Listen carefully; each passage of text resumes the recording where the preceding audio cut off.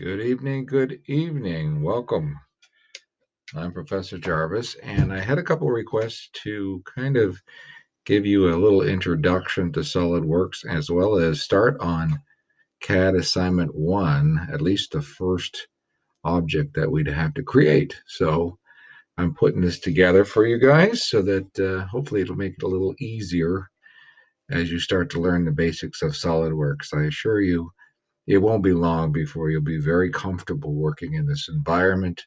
I know sometimes starting any new software, it's like learning a foreign language. It takes time. It takes time and practice. So let us first start by looking at our screen right here, SolidWorks 220.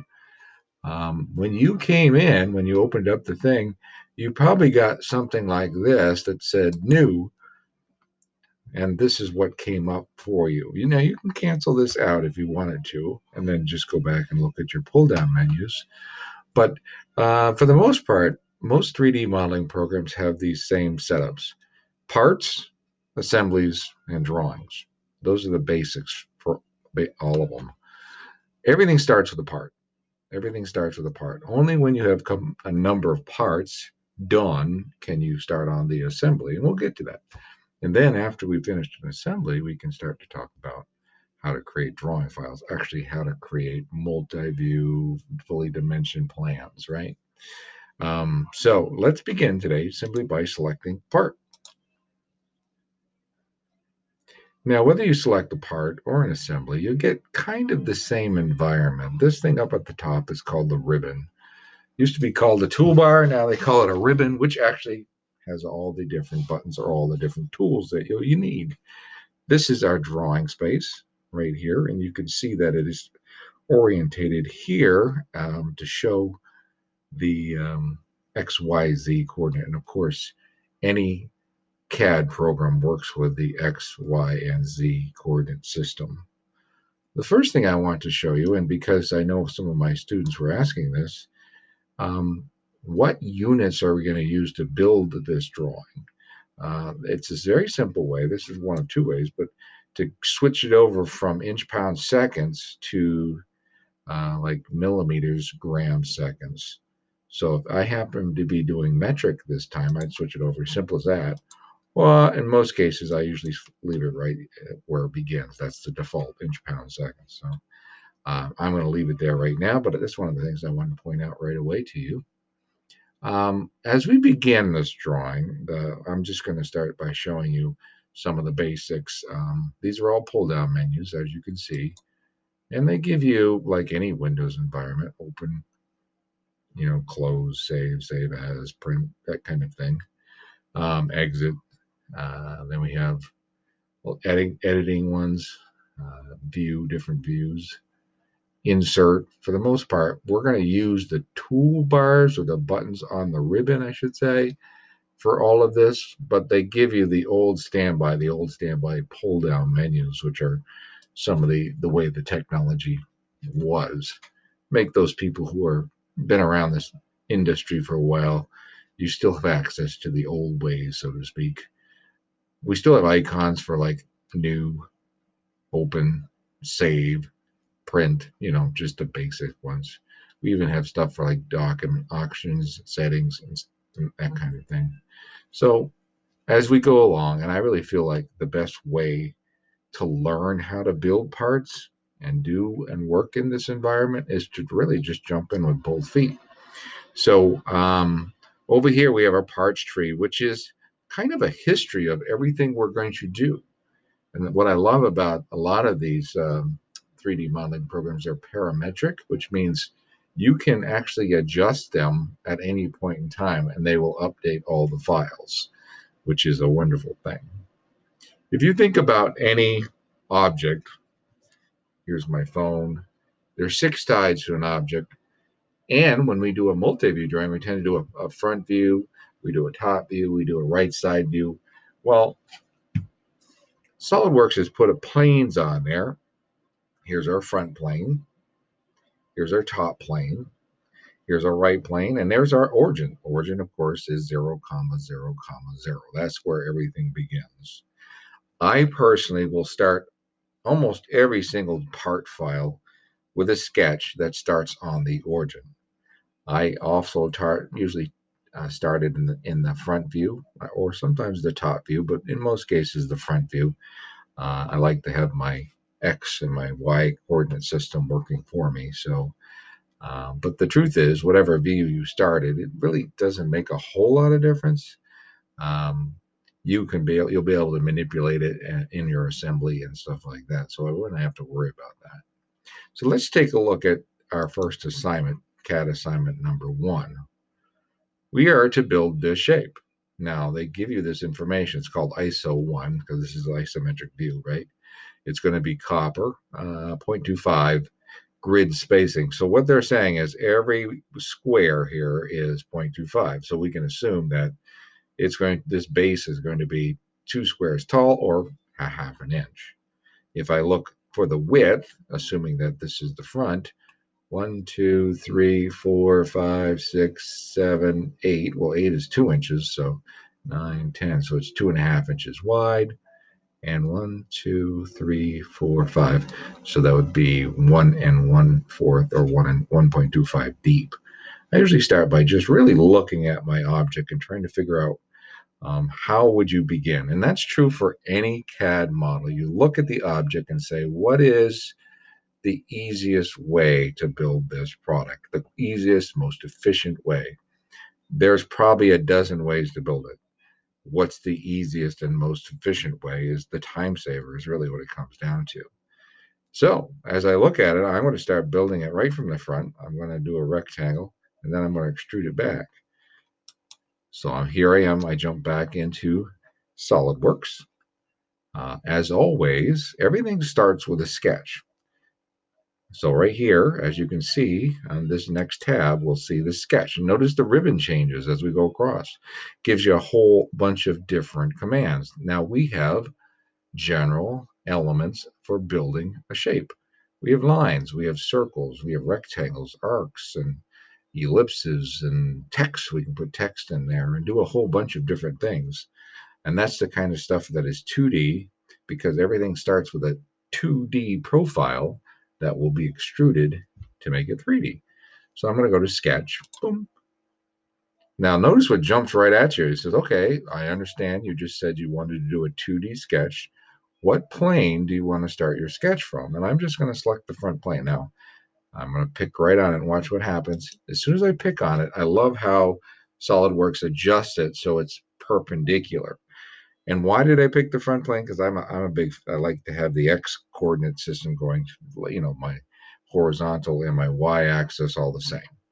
It's going to start right there. That happens to be my origin right there. So let me move this up a little bit. You'll watch what happens as I move my cursor around. As I get closer to the origin, 0, 0, 0, right? That's what it's going to be. So I'm going to start simply by making, you can do it 2 ways. You can start with a series of lines. I start right at my origin. I tend to build it to the right because it happens to be a positive. Because you think about your Cartesian coordinate system, we have positive quadrants, negative quadrants, that kind of thing. We don't have to worry about that right now, but I just made 4 lines. Now these lines are perpendicular, and here are my relationships that are coming on. I have vertical, these are existing relationships. Horizontal, I can add these relationships to them, but I don't really need to, because you can see this means it's horizontal, that means it's horizontal, that means it's vertical, that means it's vertical. This means it's actually coincident, which means it's actually attached to the origin. So I really got everything I need. Now, as you saw when I built that, and I'm going to go back and do it again for you because it was that simple. Boom, boom, boom, boom. I went and said, just as I started making lines, as soon as I get to a horizontal, it's going to kind of snap. You're going to feel it. You're going to see it snap. And I purposely do that. I follow those grid marks so that it lines up even with my origin, so it snaps right down and makes it a perfect profile. If for whatever reason I happen to leave a gap in one of those corners, I will not be able to extrude it because it's not a complete profile. So here I have a complete profile, I just haven't defined it. So I'm going to check and say I'm done making lines. Once I'm done making lines, I'm just going to check, say I'm done making lines. And you can see I've already started a sketch. I'm in my first sketch. Now, a lot of students have a problem trying to figure out whether they're in the sketch or they're not in the sketch. This icon right over here is the telltale sign.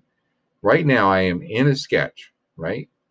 If I click on it, I'm no longer in the sketch. It disappears. I'm ready to extrude it. To get back into the sketch, I just simply right click. Now I'm using a mouse. I'm going to right click on it and I'm going to go back up and say, I want to edit my sketch. And as soon as I say I want to edit, it comes back. I'm back in it. If you're in the sketch, you can edit it. If you're outside the sketch, you can't do anything to the lines. Now, why did I get back into it? Because I haven't confined it or I haven't conformed it to what I want it to be. Remember, we talked about the dimensions. Well, these are not necessarily dimensions, so to speak. They're really constraints. Constraints meaning we're limiting the size of something. And this would be my width. And we said the width there were 10 squares, so it's 2.5. And notice, time saver. When that dimension comes up, it's already highlighted. Whatever that dimension, whatever that number is, it's already highlighted.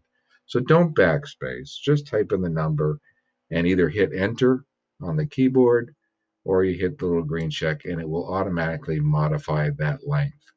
Same thing's true for the height. Right now, see how it becomes highlighted already? I had many students go back and go, oh, I got to backspace that whole thing and then I'll put it in the right dimension. It's already designed so that as soon as you hit 0.5, the dimension that there is gone, so I can just hit check and it moved it. Well, the other thing you'll notice, and I'm going to undo this for the second, when I have established, I've got this measurement for the width, and I'm just double clicking on it and change it to 0.5. But notice that I haven't established the height on this, which means this is blue. Blue means I can move it. Watch, I can just move it because I haven't told it how high it is. So if a line is still blue, that means I haven't confined it or conformed it to the point where I have constricted it so it doesn't move anymore, right? So I'm going to go back and I'm going to add that dimension that I had earlier, 0.5. There she is. So now you notice it turns black, so it's fully defined sketch. I'm going to get out of dimensioning, so I'm going to hit the check because I'm done. I'm going to finish my sketch. To do that, I'm just going to hit the blue return button, basically what it is. Now that I've finished my sketch, there's a couple things I wanted to show you. First of all, to be able to zoom in or zoom out, there's a few ways you can do this. We have a zoom all or zoom fit to window. This one's a zoom to an area. You can make a box around the area, it zooms into it. And this little handy button right here gives you the views. Like we're in the front view right now, which is great when we're doing a 2D sketch. Imagine what it'll look like from the top. If I click on top view, I get just a line. Remember, it's a 2D sketch. So I'm going to go back and I'm going to go back to my front. Or I can even go and give it an isometric view. So I can turn it to the angle. I personally, when I get ready to extrude something, make something, give it depth, I like to put it on an isometric angle so I can see what's going on. Imagine if I would, and I want to show you exactly what happens if I turn it this way. And now I'm ready to go to features. Features is, and then I'm going to say I want to extrude something, make it a 3D object. And I simply just pick either with a line, top, bottom, doesn't matter, anything on the profile. And you see automatically it turned it isometric for you. I could potentially just grab it, and it actually gives you measurements. You can watch them over here on the right-hand side too. I can even click it back and forth like I want. I could even change directions so they go back or forth. I like to go back. Why? Because my origin is right there. That's where I started, if you recall from my sketch. If I went forward, then all of a sudden the origin is on that left back corner instead of being on the front corner. So I like to go with the back. Now the distance we said was 5 squares, or so it's 1.25, 1.25 inches deep. So I can go like that. Another interesting feature, I didn't say this the other night, but You can taper it in or taper it out. Watch. I can make it get smaller or wider even if I wanted to as it goes back. So I don't want that. I just want it to be straight, so I'm not worried about it. But it actually allows you to do that. The other thing it allows you to do is to go in two directions. Like I could go 1 inch back and a 1/4 inch forward, so you can split it based on the plane, which is kind of neat. We don't need that right now, so I'm just going to deselect that direction. And I typed in that, and I hit that, and I say, okay, I'm ready to go. Boom, check, done. So what did I do? I built the base, meaning I built the base. That's all I did. It is 2.5 by 1 1/4. There. Now that we have the first base piece done, we can start to look at what else we can do. Well, as you can see from the base here, there's a cutout in the front. This cutout is 0.5 over because it's two blocks, right? And it's 0.5 this way. So it's got to be 2, 3, 4, 5, 6, which is 1.5, and it's only 1 square deep, so that's a 1/4 inch. So you have two choices. I could put the sketch on the top and then cut it down through. I could put the sketch on the front and cut it in. In terms of time saver, it doesn't really make any difference. It's completely up to you. In this case, I'm just going to show you because I want to select the top. Now, when I pick on the top surface using my left mouse button, it turns blue. And all it's saying, okay, thanks for picking that surface. But up here, this little button right here will allow me to put a sketch or add a sketch to that surface. So I can do it without actually going up here and actually having to go back and pick the sketch and then pick the surface. So there's really two ways you can start a sketch. People have been working with the program long enough, no longer go up here and then pick the top. What they do is they click on it and then they just click on that and it does the same thing. Notice I have sketch down here. Why does it say sketch for? Because if you recall, I clicked on it to show you how to create it. Every time I clicked on it and then removed it, the computer has a memory. It remembers those other two sketches that I had. I'm not using them. It's not going to affect anything. But a lot of students will say, what happened to sketch number 2 and 3? You're already on sketch number 4. Well, I deleted them, but the computer remembers those other sketches. By the way, if I click on boss, there's my sketch number 1. So I extruded it, and the extrusion swallows up the sketch or the profile that I used. Can I edit it? Sure, I can. I can just go back and edit it if I want to.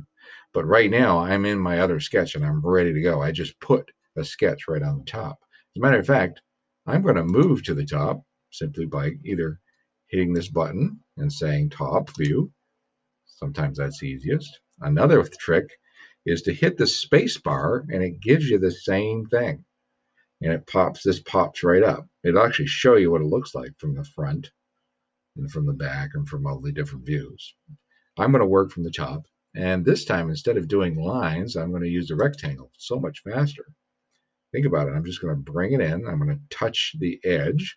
Notice it's highlighted. And I'm going to make a rectangle. I just picked this corner and I picked that corner. Notice I didn't even pay attention to how big it was because I know I'm going to go back and add those dimensions. So now that I finished my rectangle, check. I'm going to add my smart dimensions.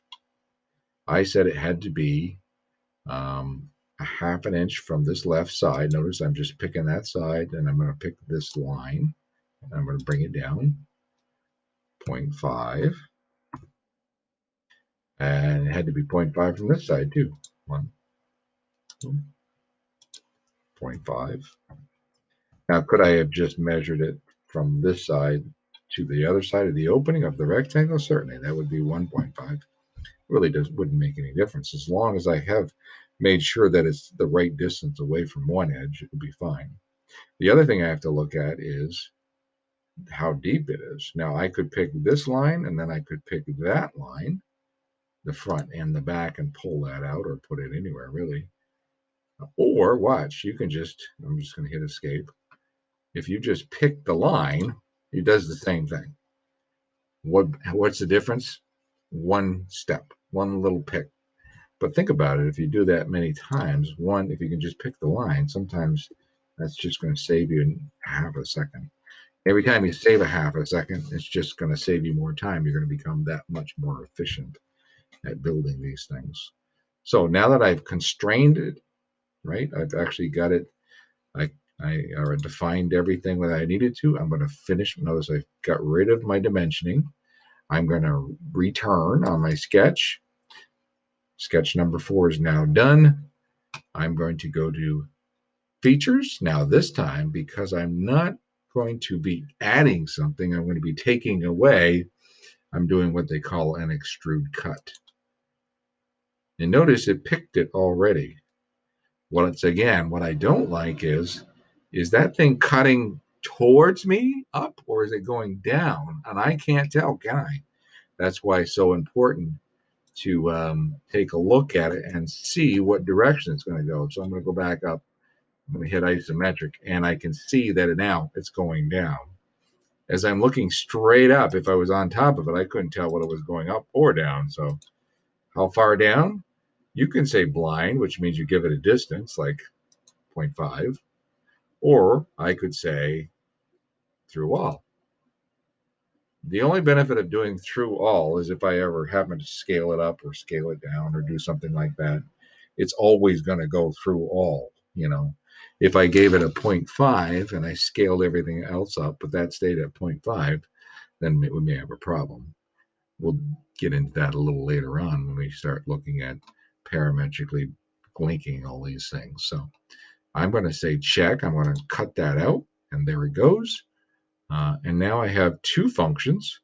The first one, I extruded everything, and then I just simply made that rectangle. Once again, notice the sketch got swallowed up by the function, the feature. The first sketch got embossed. The second sketch got cut out. So we have two sketches that were used, and we have two features that were used. Now you can just hit the little arrow and put them back up again if you want to. The other thing is neat is I can go back at any point in time, click on that and say edit sketch. I meant this thing to be a lot thicker than that. That was supposed to be 0.75. Boom, finish your sketch and watch. It'll modify it just like that. Boom, done. And you can always hit undo. I didn't like that. I'm going to go back, and there it is again, which is kind of nice for just demonstrating purposes. All right, so now let's take a look at our object again. All right, we got to do this curve in the back. Now, pay attention to the curve numbers.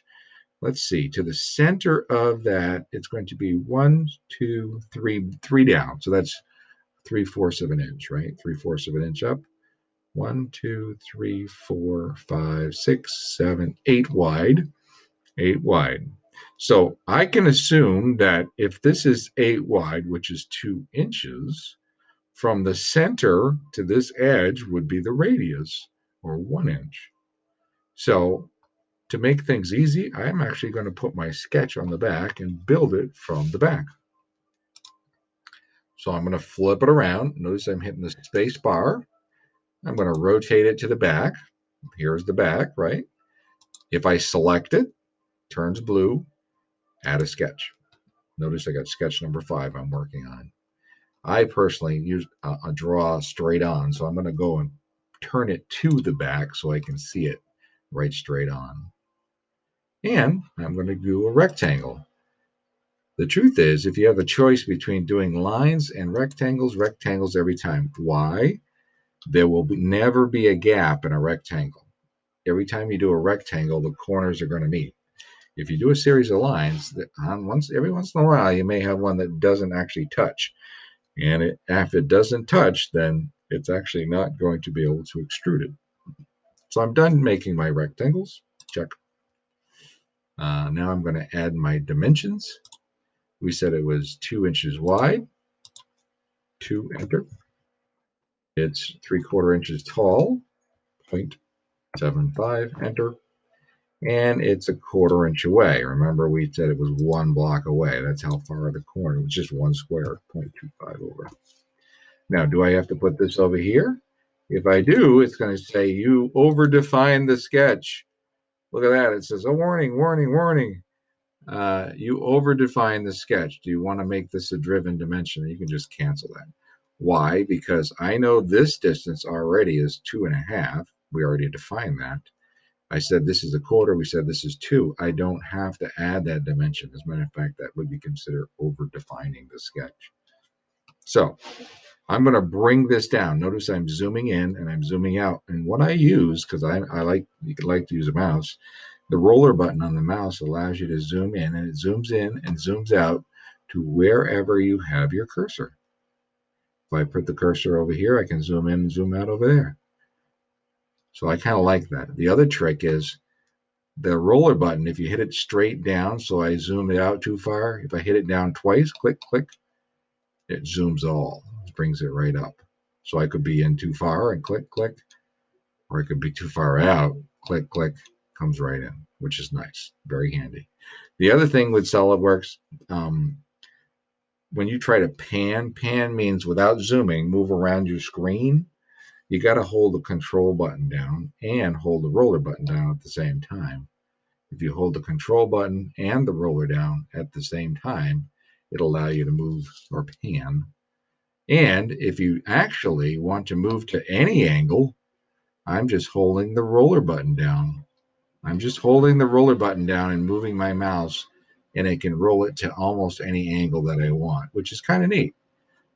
After a while, though, you got to get to the point where you're doing some work, so I need to be back on the back.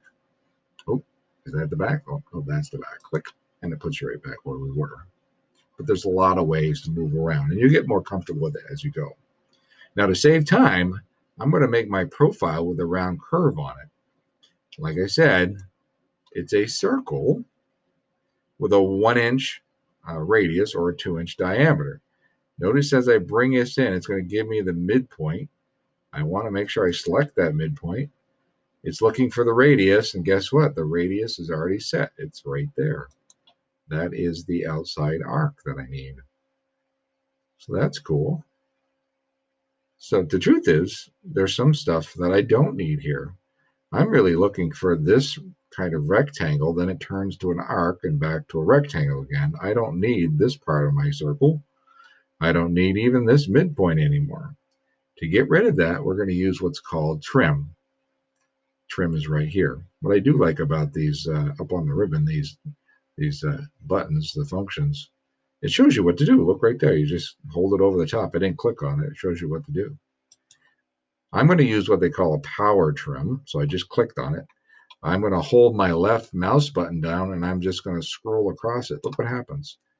I'm just going to notice it makes a line like you're trying to draw a line, but every time it crosses something, it actually removes it. That's called a power trim. Very handy little tool. Takes a little getting used to, but notice what I did is I trimmed out everything. You got to leave this line right here, though. This line is the one that a lot of students trim out. And if you trim out that line, then we don't have a profile anymore, because the line that's on this would not be considered part of this profile. So I have one profile now, so I'm going to get out of trim. I'm just going to check. I'm not using trim. I'm going to finish my sketch. I'm going to look at it isometrically again. So I like to click the corner so I can see it better. And I'm not cutting anything, so I'm actually embossing stuff. So we're going to extrude it. The nice thing is, if it's done right, you should be able to just click on it, and there it goes. I have to determine if it's going in the right direction or the wrong direction. Click. I think it's 0.5. Yep, 1, 2 squares. That's 0.5. So I'm going to type in, oh, it's already 0.5. Look at that. Done. Click on it. Now, what will happen if you touch the line when you built that rectangle for that sketch? It blends it all in and makes it union it as one part. Had I been even a thousandth of an inch above that surface, for whatever reason, I would actually get two parts and they would not become one. So it's important that's right on that line. So really, we are almost there. I'm going to turn it around so you can see how much work we've done already. This is the object that we're building, and this is the one that we got just finished by putting a hole in it. Now, there is such a thing as a hole command, and hole commands are really wonderful for doing counterbores, countersinks, tapped holes, or threaded holes. but we're just cutting a cylinder. Really, we're just cutting a cylinder out. So we're going to keep it simple. I'm going to just select this surface, or I may just come up and show you. I'm going to go to sketch. I'm going to put a sketch right on that surface. I'm already down to sketch number 6 right here. So I'm on sketch. How do I know I'm in sketch? See that little icon? I'm in sketch. Once again, I like to look at it from the front or wherever I can see something. And I have to drill this hole. So I'm just going to do a circle. Now, if you go in and try to pick the center of that, you can never get it. You got to come up and touch the outside of it. Watch what happens when I touch the outside. Because they are concentric, that means they have the same center. Now, if I go in, I can actually pick right on it. Now, looking back, it's 1, 2, 3, 4 blocks wide. That's an inch, right? So I'm going to go back in, and now I'm going to dimension it. Click. The truth is, I don't have to get out of the circle command. I can just go right in and click on dimension. It'll check off the circle command and moves forward. So it's a little step, makes it a little faster. Notice as I bring it in, I can just grab it, drag it out. Look how close I came. I was within 1/100th of an inch. I'm just going to type in 1, enter, done. How do I know it's in the right location? Because the center of this outside edge is the same, they're concentric centers, and I picked that center. So that's it. That's all I had to do. Now, the one thing you do have to remember in this particular program, some of the other ones are different. When you go back to cut it away, you've got to use this extrude cut, the extrude cut, because really we're just cutting a cylinder out. Look, it already picked it. It already selected the profile. Now I just make sure that it's going to go far enough through. Is that far enough through? Sure. Remember, we're cutting away that 0.5 of an inch, and that's really all we have to cut out of there. How long it goes, it really doesn't matter because it just disappears anyway. Yeah, we actually created our first part. We've actually built it. That's it. That's all there is to it. Now, for this activity, though, we have to do a couple more things. It says material copper, and then we have to find these values. How many inches, the volume cubed, the surface area, and the mass of the actual part in pounds. To do that, first thing I got to do is change the material. And look over here. Well, first of all, as you can see, we did 1, 2, 3, 4 functions. Those are all we had to do with this one, 4 functions, which is pretty efficient, you know. I could have done it with 3 functions, and you'll probably figure out how you could do it with 3 functions. Actually, I could do it with 2 functions. That means I would do it with, I could do that whole project with 2 emboss extrudes, no cuts. Think about that. And once again, it's the product, the end result is exactly the same. It's a matter of how efficient you're going to be. So here we go. Change the material. Here's material. If I just right click on material, these are the default ones that come up. And lo and behold, copper happens to be one of them. I think you'll find for the most part, the ones that are going to be needed for CAD assignment number 1 will probably be the same. So I'm just going to select copper. Boom. And there it comes. I like that SolidWorks changed the color to match too. If it didn't come up and you couldn't find it, you can always go to Edit Materials and see how we have copper. If we went to steel, it gets a little crazy. There's how many pieces of different aluminum and aluminum alloys. If it asks for aluminum, I'd stick with aluminum 6061. Is it 60 or 61? Yeah. 6061 aluminum alloy is the one, probably one of the more common ones used. But that's how you would change some of the materials. And later on, I think every one of these things have to change the materials. So now is the important step to see what we got for numbers. So under the same pull down bars or tabs right here, we have one called Evaluate. You click on Evaluate and see right up here, it says Mass Properties. Material Properties is basically what it means. And lo and behold, the mass is 0.81 pounds. It's 2.25 cubic inches, and it's 16.96 square inches. That's the surface area around the outside. So that's really how much paint you would have to buy, so to speak. So you need to record those numbers. As a matter of fact, for this assignment, you're actually going to do it and make it look like this. They suggest you open up a Google Docs, probably, or a Word, I guess. You're going to type in ISO number 1 with your last name on it, material copper, you fill in the data, and then I want you to insert a picture. The truth is, I'll never see the actual SolidWorks part file. You're going to show me a picture of the part file. To get a picture, it's really this simple. Here I am. You notice one thing, and one thing I should have mentioned right at the beginning, there is no automatic save to this program. Right now, this thing is called Part 1. Probably the first thing I should have showed you, and that was my bad. Go to Save As. You find a location where you're going to save it. I'm just going to save it under Session 5. And remember we called it, all in caps, ISO number 1. Jarvis. You're going to put your last name. Spring. I'm going to do this. Well, that's what I'm going to call it. All you need to do is ISO in your last name. And that should change it right here. So my apologies. That probably as soon as you open a part file and get something started, definitely save and save often.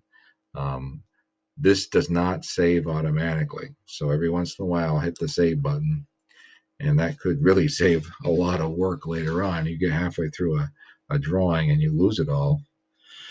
It's not going to the cloud or anything. So, but now that I have this, it's already saved as a part file, but I'm going to go in and save as, and look what they give you. Like, you could save it as almost anything, but what we're looking for is a JPEG file. So now it's going to be called the exact same thing, but this time it's going to save it in the same place, but it's going to be a JPEG file. So if I went back to that folder, I'm just going into Internet Explorer. I know I put it under Jarvis Session 5, and you can see how many I have already in here.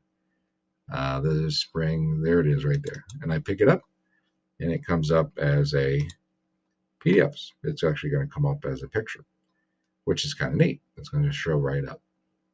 I can insert it. I can do whatever I need.